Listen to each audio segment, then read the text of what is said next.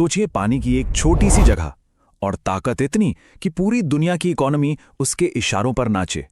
एक ऐसी जगह जहां अगर जरा सी भी गड़बड़ हो जाए ना तो पूरी दुनिया के मार्केट्स में भूचाल आ सकता है। जी हां, आज हम बात कर रहे हैं इसी शक्तिशाली हॉर्मुज़ स्ट्रेट की। तो चलिए इसकी गहराइयों में उतरते हैं।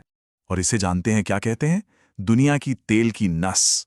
और ये नाम इस पर बिल्कुल फिट बैठता है, क्योंकि ये सिर्फ पानी का एक रास्ता नहीं है, बल्कि ये ग्लोबल इकोनॉमी की आप कह सकते हैं लाइफ लाइन है, उसकी धड़कन है। तो चलिए इसी एनर्जी वेन को थोड़ा और खंगालते हैं। आखिर ऐसा क्या है इसमें जो ये ग्लोबल एनर्जी सिक्योरिटी के लिए इतनी इतनी ज्यादा जरूरी बन जाती है?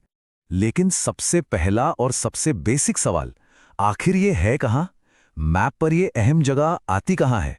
तो हॉर्मुज़ स्ट्रेट आसान भाषा में पानी का एक बहुत पतला सा रास्ता है। इसका मुख्य काम क्या है? ये पर्शियन गल्फ को गल्फ ऑफ ओमान से जोड़ता है और फिर आगे जाके अरेबियन सी से। और इसकी जो जियोपॉलिटिकल पोजीशन है ना, वो इसे और भी इंटरेस्टिंग बना देती है।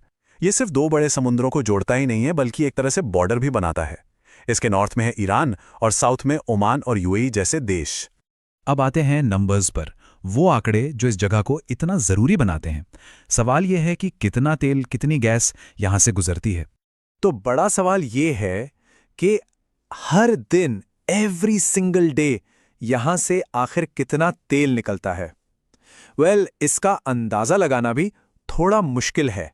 जवाब है 20 मिलियन बैरल, यानी 2 करोड़ बैरल तेल हर दिन, रोज। ये फिगर अपने आप में ही शॉकिंग है ना? इससे पता चलता है कि कितनी ज्यादा एनर्जी इस एक रास्ते से फ्लो करती है। लेकिन इस 2 करोड़ बैरल का असली मतलब क्या है? इसको पर्सपेक्टिव में रखते हैं।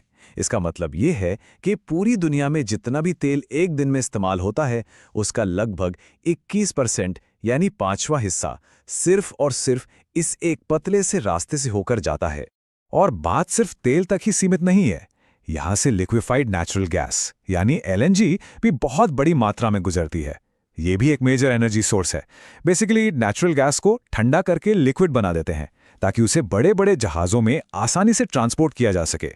तो अब सोचिए, जब दुनिया की एनर्जी सप्लाई का इतना बड़ा हिस्सा एक इतने छोटे से रास्ते पर डिपेंडेंट हो तो क्या होगा? यहीं से इसका सबसे बड़ा पहलू सामने आता है, और वो है रिस्क।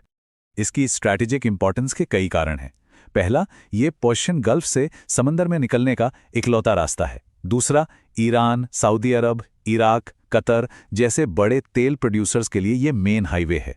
और तीसरा, जैसा कि हमने देखा, ये इतना पतला है, इतना नैरो है कि इस पर कंट्रोल करना आसान हो जाता है। और ये कितना नैरो है? अपने सबसे पतले पॉइंट पर जहां से जहाज आते जाते हैं, वो रास्ता सिर्फ 33 से 39 किलोमीटर चौड़ा है, बस। और यही चीज इसे एक नेचुरल चोक पॉइंट बना देती है। मतलब एक ऐसी जगह जहां ट्रैफिक को रोकना या डिस्टर्ब करना बहुत आसान है। चलिए अब इस जियोग्राफी और स्ट्रैटेजी से आगे बढ़कर देखते हैं कि इसका सीधा सीधा असर पूरी दुनिया की इकोनॉमी पर कैसे पड़ता है। देखिए, बात बहुत सिंपल है। इस पतले से रास्ते में अगर जरा सा भी टेंशन या कोई डिसरप्शन हो जाती है तो पूरी दुनिया में तेल की कीमतें आसमान छूने लगती हैं।